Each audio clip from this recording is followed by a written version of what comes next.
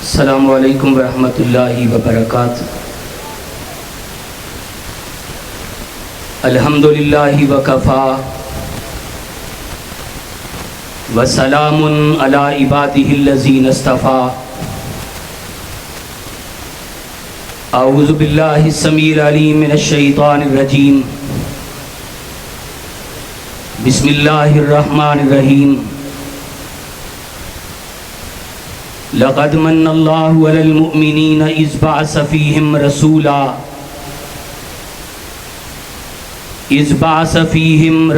من انفسہم یتلو علیہم آیاتہ ویزکیہم ویعلمہم الکتاب والحکمہ وَإِن كَانُوا مِن قَبْلُ لَفِي ضَلَالٍ مُبِينٍ۔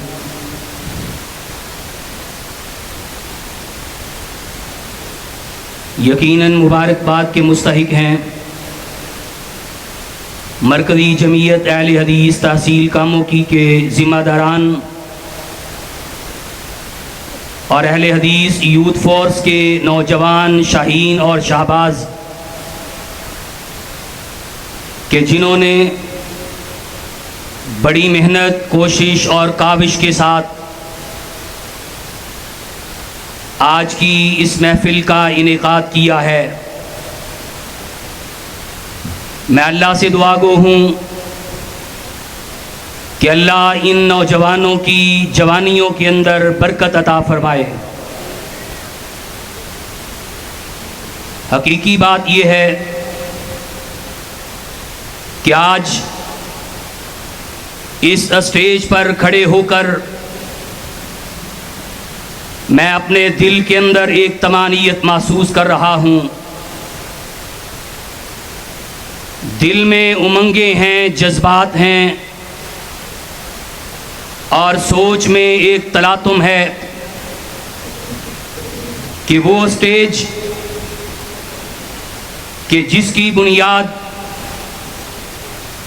حضرت حبیب الرحمن یزدانی رحمہ اللہ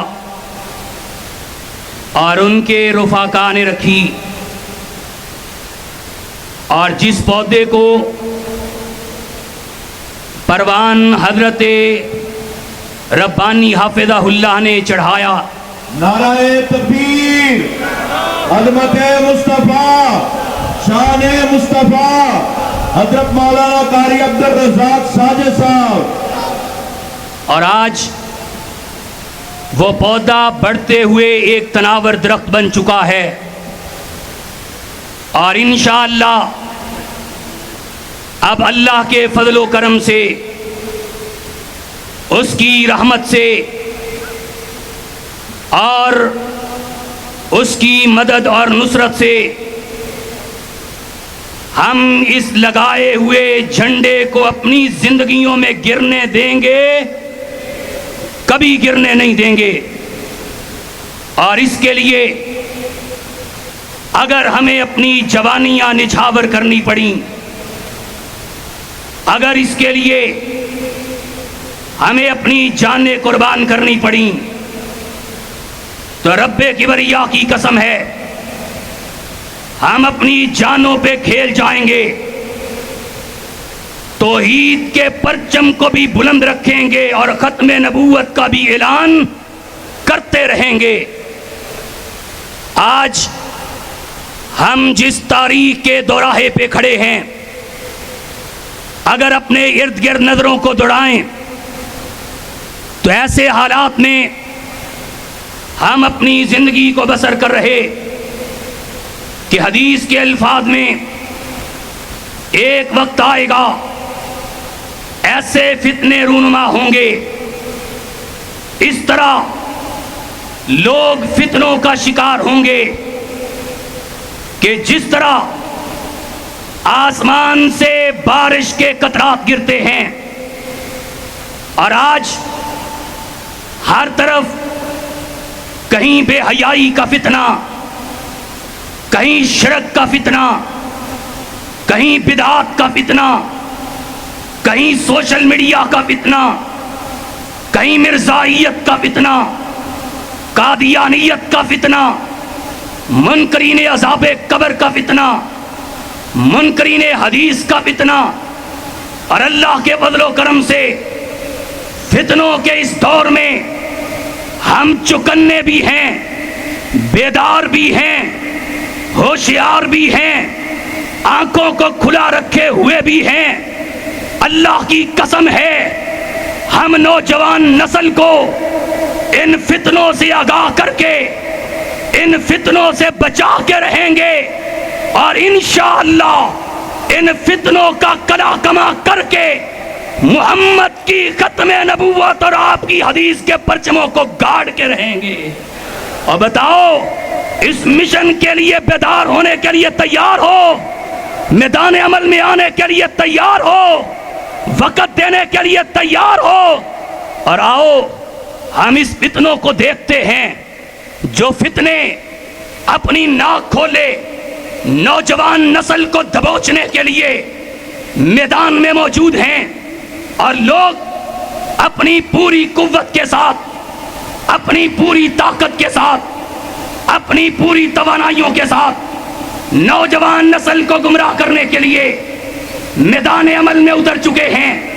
اور آج سب سے بڑا فتنہ، اور وہ فتنہ کہ جس کی سرکوبی کے لیے سرور گرامی علیہ الصلوۃ والسلام اس کائنات کے اندر جلوہ گر ہوئے۔ لقد من اللہ علی المؤمنین اذ بعث فیہم رسولا من انفسہم یتلو علیہم آیاتہ۔ اللہ کے قرآن کی آیات پڑھ کے سنائیے، اور آپ نے قرآن پڑھا، تعالوا اتلو ما حرم ربکم علیکم اللہ تشرکوا بہ شیئا۔ اور ڈھیریوں پہ جھکنے والوں، غیر اللہ کے آستانے پہ جبینوں کو جھکانے والوں، نظر و نیاز غیر اللہ کے لیے دینے والوں، لوگوں کے سامنے ہاتھوں کو پھیلانے والوں، لات و منات کے سامنے جھکنے والوں، نائلہ ابل کو رب ماننے والوں، آؤ قولو لا الہ الا اللہ، اللہ کو ایک مان لو، اللہ کو ہی الہ مان لو، اللہ کو ہی داتا مان لو۔ آپ نے توحید کے علم کو بلند کیا، اور آپ نے شرک کے فتنے کو دبایا، آپ نے شرک کا کلا کما کیا، جس کے لیے کبھی آپ کو طائف میں مارا گیا، کبھی آپ کے پیچھے شرارتی لونڈوں کو لگایا گیا، کبھی آپ کے گلے میں کپڑے ڈال کے بل دیے گئے، آپ کی آنکھیں ابل پڑی ہیں، صدیق اکبر آ چکے ہیں، پیغمبر کائنات کے چہرہ پر نور کو دیکھتے ہیں، آپ علیہ الصلوۃ والسلام کا چہرہ سرخ ہو چکا ہے، اور کیا کہتے ہیں، اتقتلون رجلا ان یقول ربی اللہ، اور تم اس کو اس لیے قتل کرنا چاہتے ہو کہ یہ تم کو یہ بات کہتا ہے کہ میرا رب صرف اللہ ہے۔ اور اللہ کے فضل و کرم سے آج ہم اس نعرے کو لے کے میدان میں کھڑے ہیں، اور انشاءاللہ ہم نوجوانوں کو بیدار کرتے رہیں گے۔ اور بتاؤ، حاجت روا کون؟ مشکل کشا کون؟ بگڑیوں کو بنانے والا کون؟ بیڑیوں کو تارنے والا کون؟ اور رزق دینے والا کون؟ وَفِي السَّمَاءِ رِزْقُكُمْ وَمَا تُوعَدُونَ۔ اور لوگوں، تمہارا رزق آتا ہے تو آسماں کی بلندیوں سے آتا ہے، اور اللہ کے فضل و کرم سے ہم نے اس فتنے کی سرکوبی کی، جس فتنے کو مٹانے کے لیے اور جس توحید کے علم کو بلند کرنے کے لیے کبھی بلال گرم ریتوں پہ لیٹتا رہا، اور کبھی سیدہ سمیہ، ان کی ایک ٹانگ کو ایک اونٹ سے باندھا گیا، دوسری ٹانگ کو دوسرے اونٹ سے باندھا گیا۔ ابو جہل آیا، آ کے کیا کہتا ہے، اے سیدہ، اللہ کی توحید کی عقیدے کو چھوڑ دے۔ سیدہ نے کہا تھا، کہا پلٹ جاؤ، اور تم کیا سمجھتے ہو، وہ دیکھو سامنے جنت کھڑی میرا انتظار کر رہی ہے۔ سیدہ کی شرمگاہ پہ نیزے کو مارتا ہے، اونٹوں کو مخالف سمت دوڑا دیا جاتا ہے۔ سیدہ اس بات کا اعلان کر گئیں، سیدہ مسئلہ سمجھا گئیں، سیدہ عقیدہ بتلا گئیں، سیدہ تمہیں توحید سمجھا گئیں۔ اے اہل حدیث کے جوانوں، زندہ رہنا ہے توحید کے ساتھ، مرنا بھی ہے تو انشاءاللہ رب کی توحید کے ساتھ۔ اور بتاؤ تکبیر، شان مصطفیٰ، مقام مصطفیٰ، شان رب العالمین، مقام رب العالمین حضرت مولانا شاہد محمود جامدہ صاحب۔ اور بتاؤ شرک کا کلا کما کرنے کے لیے تیار ہو؟ اللہ کی توحید کے پرچم کو اٹھانے کے لیے تیار ہو؟ رب کی توحید کی غیرت پیدا کرنے کے لیے تیار ہو؟ اور سن لو، اگر تم نے یہ عزم کر لیا تو انشاءاللہ وہ وقت دور نہیں ہے کہ پاکستان کی در و دیوار میں اگر پرچم لہرائے گا تو رب کی توحید کا لہرائے گا۔ اور آئیے میں دوسرے فتنے کی وضاحت کروں۔ ہم نے توحید پہ پہرا دیا، ہم نے توحید کے لیے اپنے آپ کو کھڑا کیا، ہم نے نوجوانوں کو بیدار کیا۔ اور دوسرا بڑا فتنہ، لوگ بڑے نعرے لے کے آئے، لوگ اپنی مرضی کا دین لے کے آئے، لوگ اپنی مرضی کی باتیں لے کے آئے، اپنے گھر میں بیٹھ کے مسئلہ کرتے ہیں اور چوک میں لا کے کہتے ہیں اس کو دین مان لو، اس کو شریعت مان لو۔ ہم نے اللہ کے فضل و کرم سے حدیث کو پڑھا ہے اور حدیث کی قوت اور طاقت کو لے کر، حدیث کا علم لے کر اللہ کے فضل و کرم سے ہم میدان میں کھڑے ہیں۔ اور انشاءاللہ ہم ان لوگوں کو دین کے اندر بدعات نکالنے کی اجازت دے سکتے نہیں دے سکتے ہیں۔ بدعات کا فتنہ لے کے آئے، کہیں کہتے ہیں قبر پہ اذان دو، اور کبھی کہتے ہیں سوائے ابلیس کے جہاں میں سبھی تو خوشیاں منا رہے ہیں۔ اور سنا میری بات، تم کیا سمجھتے ہو یہ بات کہاں تک جاتی ہے؟ سیدہ فاطمہ نے کہا تھا سبت علیہ مصائب لو انہا سبت علی الیام سرنا لیالیا، اور سیدہ فرما رہی تھیں یا ابتاہو من جنت الفردوس ماواہو۔ اور جاؤ، اس جملے کی سنگینی کو بیان کرنے لگا ہوں، اس میں اتنا کرب ہے، اتنا غم ہے، اتنا درد ہے، اللہ کی قسم ہے اگر اس جملے کو پہاڑ کی بلندیوں پہ رکھ دو تو پہاڑ ریزہ ریزہ ہو جائے۔ اور سیدہ فرما رہی تھی سبت علیہ مصائب لو انہا سبت علی الیام سرنا لیالیا۔ اور لوگوں، میرے بابا کی وفات پر مجھ پر اتنے غم ٹوٹے، اتنے غم ٹوٹے کہ اگر وہ دنوں پہ ٹوٹتے تو دن بھی رات کی تاریکیوں میں تبدیل ہو جاتے۔ اور ایک صحابی کھیتی باڑی کر رہے، کسی نے جا کے بتایا اللہ کے حبیب دنیا سے جا چکے، 12 ربیع الاول کا دن ہے، اور تم یہ بات کہتے ہو کہ ابلیس کے سوا سبھی خوشیاں منا رہے۔ یہ 12 ربیع الاول کا دن ہے، مدینہ میں کوہرام مچا ہوا۔ اور صحابی تک جب بات پہنچتی ہے، جانتے ہو انہوں نے کیا کہا تھا؟ آسمان کی طرف چہرے کو اٹھایا اور کیا کہتے ہیں؟ اللہ میری آنکھوں کی بینائی کو سلب کر لے۔ اللہ جن آنکھوں نے سرور گرامی علیہ السلام کے چہرے کو دیکھا ہے، آپ کے جانے کے بعد یہ آنکھیں کسی اور کا چہرہ دیکھنا بھی گوارا نہیں کرتی ہیں۔ بلال مدینہ چھوڑ کے چلے گئے، جس مدینہ میں مجھے میرے آقا نظر نہیں آتے، بلال اس مدینہ میں نہیں رہ سکتا ہے۔ اور فاروق تلوار بدست ہو گئے، اور کیا کہا؟ جس نے یہ بات کہی کہ میرے آقا دنیا سے چلے گئے، میں اس کی گردن کو اڑا دوں گا۔ صدیق اکبر آئے رضی اللہ تعالیٰ اور ایک خطبہ دیا، اور کیا کہا؟ الا من کان یعبد منکم محمدا فإن محمدا قد مات ومن کان یعبد اللہ فإن اللہ حی لا یموت۔ اور لوگوں سن لو، جو محمد الرسول اللہ صلی اللہ علیہ وسلم کی عبادت کرتا تھا وہ سمجھ لے کہ آج اس کا خدا دنیا سے جا چکا ہے۔ جو اللہ کے سامنے اپنی جبین کو جھکانے والا تھا، اس کے رب کو کبھی موت نہیں آئے گی، وہ حی و قیوم ہے۔ اور فاروق اعظم رضی اللہ تعالیٰ کھڑے صدیق اکبر کا خطبہ سماعت فرما رہے، اور آپ پڑھ رہے وما محمد الا رسول قد خلت من قبلہ الرسل افئن مات او قتل انقلبتم علی اعقابکم۔ اگر پیغمبر کائنات کسی میدان جہاد میں شہید کر دیے جائیں یا آپ دنیا سے چلے جائیں تو کیا تم ایڑیوں کے بل پھر جاؤ گے؟ فاروق اعظم رضی اللہ تعالیٰ کے ہاتھوں سے تلوار گر گئی، اور کیا کہتے ہیں؟ کہا صدیق اکبر کی زبان سے قرآن کی آیات کو سنا، ایسا لگتا تھا کہ جیسے آسمان سے قرآن ابھی اتر رہا ہے۔ وہ دن جب سیدہ انس رضی اللہ تعالیٰ سے کہتی ہے، اے انس بتاؤ تمہارا دل کیسے کیا کہ سرور گرامی علیہ السلام کے چہرے پہ مٹی ڈال دیا، آپ کو قبر کے اندر دفن کر کے آ گئے، اور آج آپ دین کے اندر نئی نئی رسومات، نئی نئی بدعات، نئے نئے کام نکال کے ہمیں لا کے کہتے ہو اس کو دین مان لو۔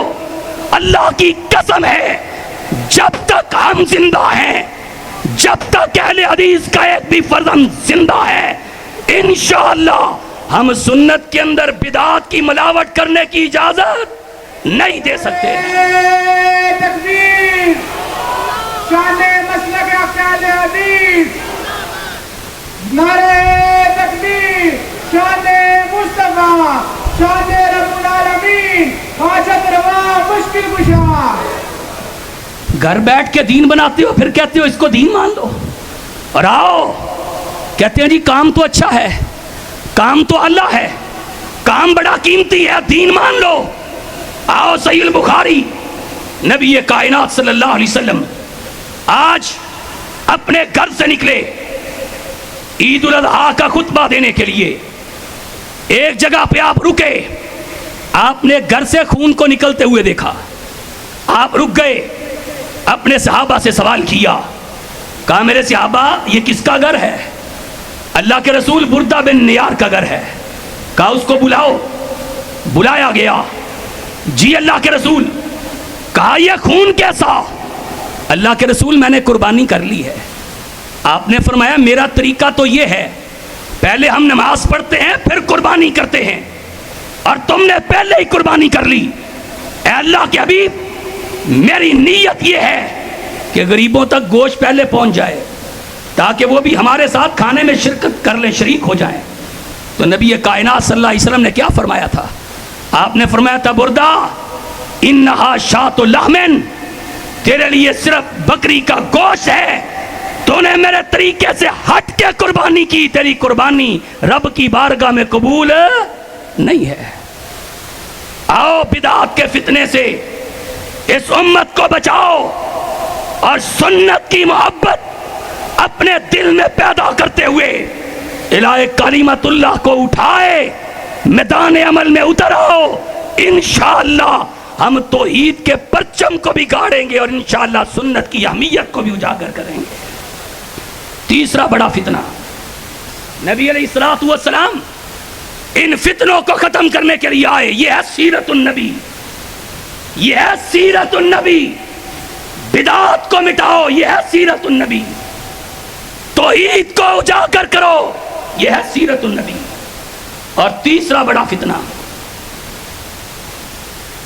چار جماعتیں پڑھ گئے اور ٹی وی پہ ٹاک شو پہ بیٹھ کے دین کے حوالے سے من چاہی تفسیریں کرنے لگے، من چاہے معنی مفہوم بیان کرنے لگے، اور نوجوان نسل جاؤ کالجز یونیورسٹیوں میں جاؤ، اللہ کی قسم ہے ان لوگوں نے ان طلباء کی عقائد کو بگاڑ کے رکھ دیا ہے۔ ہمارے ایک دوست کہنے لگے میرا بیٹا میں نے فجر کے لیے اٹھایا، میں نے کہا نماز کے لیے چلو، دیندار مذہبی گھرانہ، کہتے جب ہم نماز پڑھ کے پلٹے مجھے کہتے ابا جی آپ کے کہنے پہ نماز کے لیے چلا گیا، ورنہ میں ان نمازوں کو نہیں مانتا۔ اس طرح یہ یلغار ملحد قسم کے لوگ یہ سیکولرزم کو لے کے آئے، یہ تمہاری نوجوان نسل کے ایمان کو خراب کرنے کے لیے یہ ٹاک شو پہ آ کے بیٹھے۔ کیوں نہیں بلاتے مدارس کے شیوخ الحدیث کو؟ کیوں نہیں بلاتے مدارس میں پڑھنے والے پڑھانے والے اساتذہ کو؟ بلاؤ تاکہ تمہیں یہ سچا اور کھرا دین بتائیں۔ اور آج میں یہاں پر یہ بات بھی کرنا چاہتا ہوں، جہاں پر ان لوگوں کا قصور ہے، قصور آپ کا بھی ہے، آپ کا بھی قصور ہے، بات کو سمجھیے۔ آج کوئی ڈگری ہولڈر، کوئی سندوں کو اٹھانے والا، جب کسی جاب کی تلاش میں نکلتا ہے نا تو اس ادارے میں پہنچتا ہے، اس ادارے کا جو سب سے ذہین شخص ہوتا ہے، پڑھا لکھا، وہ اس کا انٹرویو لیتا ہے. لیکن دین اتنا لاوارث ہو گیا، یہ ممبر و محراب اتنے لاوارث ہو گئے کہ تم نے ان ممبروں پر ایسے لوگوں کو بٹھایا جو قرآن کی آیات سے بھی نہ بلد، جو قرآن کی تفسیر سے بھی نہ بلد، جن کو نہ قرآن کی آیات پڑھنا آتی ہے، نہ قرآن کا ترجمہ آتا ہے، نہ قرآن کی تفسیر آتی ہے. اللہ کی قسم ہے یہ تمہاری نوجوان نسل سے ایمان کو کھینچ دیں گے. آؤ علماء کے ساتھ جڑ جائیے، علماء سے دین کے علم کو حاصل کیجئے، اور علماء کو اپنا رہبر و رہنما مانیے. علماء کے سامنے بیٹھ کر دین کے علم کو حاصل کیجئے، اور انشاءاللہ جب تم دین کے علم کو حاصل کرو گے انشاءاللہ ہماری نوجوان نسلیں پیغمبر کی حدیث کا دفاع بھی کریں گی. اور آخری بات، چوتھا بڑا فتنہ میرے معاشرے کا، آج سوشل میڈیا نے نوجوان نسل کو تباہ کر دیا. یہ موبائل انٹرنیٹ کا دور، نوجوان نسل برباد ہو گئی، تباہ ہو گئی، تباہی کے دھانے پہ کھڑی ہے اور کسی کو کوئی پرواہ نہیں. آؤ پیغمبر کائنات کا ایک فرمان، آپ علیہ السلام فرما رہے تھے، کہا لوگوں قیامت کے دن کچھ لوگ ایسے بھی آئیں گے کہ جن کے اعمال تہامہ کے پہاڑوں کی طرح بڑے بڑے ہوں گے. تہامہ ایک علاقہ ہے، اس علاقے کے پہاڑ بڑے ہی بلند و بالا. آپ نے فرمایا تہامہ کے پہاڑوں کی طرح ان کی نیکیاں ہوں گی، لیکن جب وہ اللہ کی بارگاہ میں آئیں گے آپ نے فرمایا ان کی نیکیاں حبام منصورہ، روئی کے گالوں کی طرح اڑا دی جائیں گی. اللہ کے رسول بات کیا ہے؟ کہا یہ وہ لوگ ہیں جو بند کمروں میں فحاشی اور بے حیائی کو پروموٹ کرنے والے تھے، فحاشی اور بے حیائی کو پھیلانے والے تھے. اور نوجوانوں آؤ خالد کی جرت پیدا کرو، آؤ حسن و حسین کا کردار ادا کرو، اور آؤ پیغمبر کائنات کے صحابہ کی سیرت اور سنت کو اپنے سینے سے لگاؤ، اور پیغمبر کائنات کے صحابہ کی سنت کو اپنا کر میدان عمل میں کود پڑو. انشاءاللہ اللہ بھی راضی ہوگا اور قیامت کے دن ہمیں اپنی جنت کا وارث بھی بنائے گا. اسی حدیث و سنت کے لیے نبی کائنات صلی اللہ علیہ وسلم کے بعد ائمہ محدثین نے مارے کھائیں، اپنا جگر جلایا ایک حدیث کے لیے، ایک بات کے لیے. اور جاؤ امام احمد رحمہ اللہ کے دور کو اٹھاؤ. آج ہم بات کرتے ہیں خلق قرآن کا مسئلہ ہے. امام احمد رحمہ اللہ جو حدیث کا درس دیا کرتے، حدیث پڑھایا کرتے اور لوگوں کو حدیث سمجھایا کرتے، امام احمد رحمہ اللہ نے یہ بات کہی کہ القرآن ہوا کلام اللہ. اور لوگوں قرآن کو اللہ کی مخلوق کہنے والوں، قرآن اللہ کا کلام ہے. یہ معتزلہ لوگ، اللہ کی صفات کے انکاری لوگ، امام احمد کھڑے ہو گئے. بڑے بڑے ملا آئے، بڑے بڑے کبے پہننے والے، جبے پہننے والے، بڑی بڑی دستاریں زیب تن کرنے والے. اے احمد قرآن کو اللہ کی مخلوق مان لو. بادشاہ وقت نے پکڑا، ہاتھوں میں ہتھ کڑی کو ڈالا گیا، پاؤں میں بیڑیوں کو ڈالا گیا، کہا قرآن کو اللہ کی مخلوق مان لو. امام احمد نے یہ بات کہی تھی، کہا لوگو احمد کٹ تو سکتا ہے لیکن قرآن کو رب کی مخلوق مان سکتا نہیں ہے. آؤ یہ تڑپ پیدا کرو، یہ ولولہ پیدا کرو، یہ جوش اور جذبات پیدا کرو. اپنی نوجوان نسل کو سمجھا کے جاؤ، بتا کے جاؤ، ان کو کھڑا کر کے جاؤ اللہ کی توحید پر، نبی کی سنت پر، کہ بیٹا اگر رب کی توحید کے لیے، نبی کی سنت کے لیے جان کو قربان کرنا پڑا تو کرنے کے لیے تیار ہے نا انشاءاللہ. امام مالک علیہ رحمہ کو پکڑا گیا، جرم کیا تھا، قصور کیا تھا؟ کہا جبری طلاق کو مان لو. ایک حدیث کا مسئلہ، جبری طلاق کو مان لو، طلاق مکرہ کو مان لو. کہا شریعت کے اندر جبری طلاق کی گنجائش موجود نہیں ہے. حکمران وقت نے پکڑا، ہاتھوں میں ہتھکڑی کو ڈالا گیا، پاؤں میں بیڑیوں کو ڈالا گیا، ان کو گدھے پر بٹھایا گیا، ان کے چہرے کو کالا کیا گیا، مدینہ کی گلیوں میں امام کو پھیرایا گیا، اور امام مالک نے اس امر کا اعلان کیا تھا، کہا من عرفنی فقد عرفنی ومن لم یعرفنی وانا مالک ابن انس، اور لوگوں جو مجھ کو جانتا ہے وہ تو جانتا ہی ہے، جو نہیں جانتا وہ بھی جان لے کہ میں انس کا بیٹا مالک ہوں۔ لوگوں کو مارا گیا، شراب نوشی کے جرم میں مارا گیا، لوگوں کو مارا گیا، بد کرداری کے ارتکاب کی وجہ سے مارا گیا، لوگوں کو مارا گیا، چوری کے جرم میں مارا گیا، لیکن آج مالک کو اگر رسوا کرنے کی کوشش کی گئی ہے تو حدیث سے محبت کی وجہ سے کرنے کی کوشش۔ اور بتاؤ کیا سنت کے لیے، حدیث کے لیے، توحید کے لیے، ختم نبوت کے لیے میدان عمل میں آنے کے لیے تیار ہو؟ ہاتھوں کو اٹھا کے وعدہ کرو میدان عمل میں آنے کے لیے تیار ہو؟ انشاءاللہ اگر تم نے یہ عزم کر لیا تو پھر سن لو، چلا ہوں ظلم سے لڑنے، جلا کر کشتیاں ساری، میں اس راہ پہ پلٹ کے واپس نہ آؤں گا، اور میرے جذبات کی حدت سے پگھل جائیں گی زنجیریں، میں یہ بازی جیت کے انشاءاللہ اس دنیا کو دکھاؤں گا۔ اقول قولی ھذا استغفر